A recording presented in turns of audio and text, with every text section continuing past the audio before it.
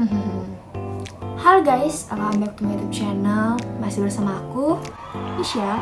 Dan di video kali ini masih sama membahas seputar Microsoft Excel, tapi aku akan membahas yang lebih menarik dan juga lebih rumit, yaitu membahas makro dan juga membahas VBA atau Visual Basic for Application. Jadi simak terus video ini dari awal sampai akhir dan jangan ketinggalan. Sebelum itu, perkenalkan, nama saya Michelle Frisla Jovanka dengan NIM 121250129 dari Prodi Teknik Lingkungan dan dari TPB 46. Pada kali ini, saya akan membahas mengenai Microsoft Excel Makro yang merupakan otomasi di Microsoft Excel dan berfungsi untuk melakukan tugas-tugas yang sifatnya berulang atau repetitif. Fungsi dari makro ini sendiri yaitu untuk efisiensi pekerjaan dalam membuat laporan pada Microsoft Excel yang hanya dengan sekali klik pada tombol makro. Selanjutnya yaitu Microsoft Excel VBA atau Visual Basic for Application. Bahasa yang dipakai pada makro Excel merupakan bahasa pemrograman Visual Basic for Application atau VBA dan berbasis objek untuk memudahkan proses pekerjaan sehari-hari pada Microsoft Excel. Dan VBA sendiri dikenalkan pada perusahaan Microsoft di tahun 1993 bagi versi Excel 5.0 yang fungsinya dapat memanipulasi objek di dalam aplikasi tersebut. Excel dapat melakukan suatu perintah secara otomatis dan ada juga beberapa pemrograman aplikasi lain yang menggunakan VBA seperti PowerPoint, Word, Access, dan sebagainya. Di sini terdapat tab Home, Insert, Page Layout, Formulas, Data, Review, dan View. Tapi sebelum itu kita buat dulu data tabelnya seperti ini.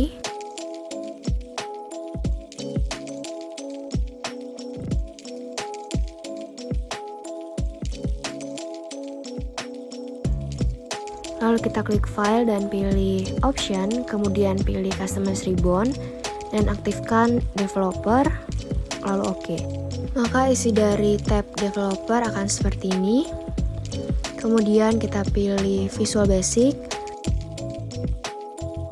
Klik ini yaitu Insert Modul dan pilih Modul.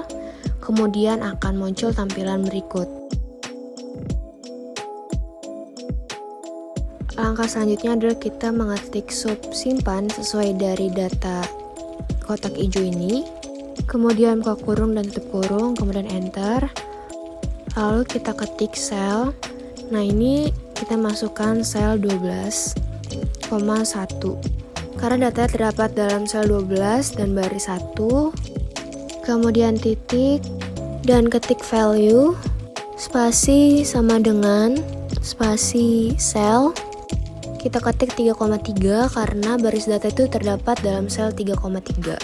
Lalu tutup kurung, kemudian enter. Dan kita lihat hasilnya. Pada kotak simpan ini kita klik kanan pada kursor dan pilih Assign Macro. Kemudian kita pilih yang data simpan dan OK.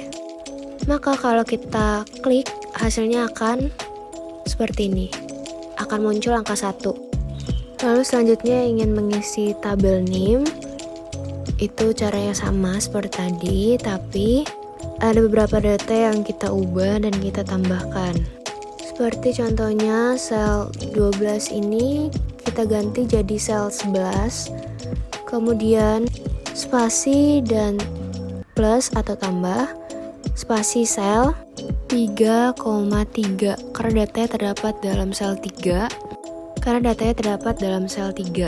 Kemudian pada bagian selnya ini diganti jadi 4. Lalu enter.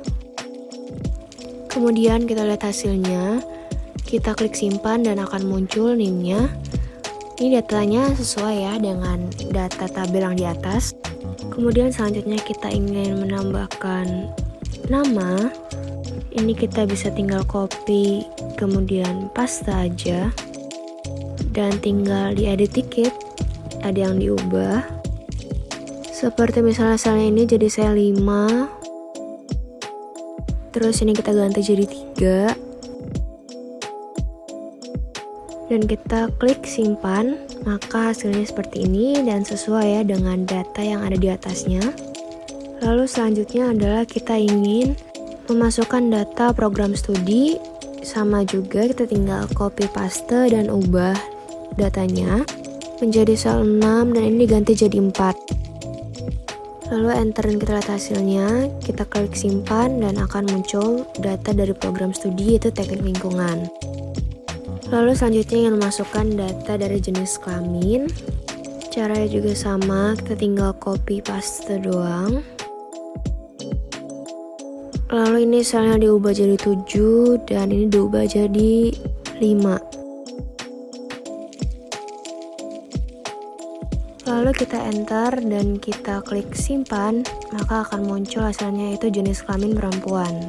Selanjutnya pada baris data kita ganti jadi 2. Lalu kita ganti datanya, kemudian enter, maka akan muncul seperti ini. Misalkan kita ingin mengganti NIM, kita ganti, lalu namanya juga, kemudian program studinya dan jenis kelamin, kita klik simpan maka hasilnya akan seperti ini. Kemudian kita bisa mengganti lagi datanya, kita sesuaikan, klik simpan dan seperti ini. Dan begitu pun seterusnya sampai data tabel ini semuanya terisi.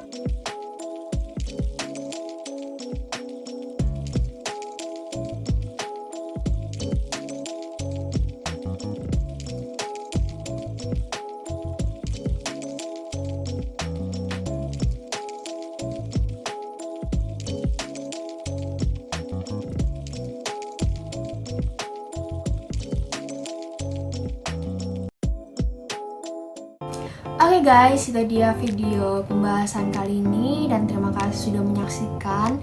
Dan mohon maaf kalau misalnya ada kekurangan baik dari pembahasan, baik dari materi ataupun dari video. Mohon dimaafkan and see you in the next video.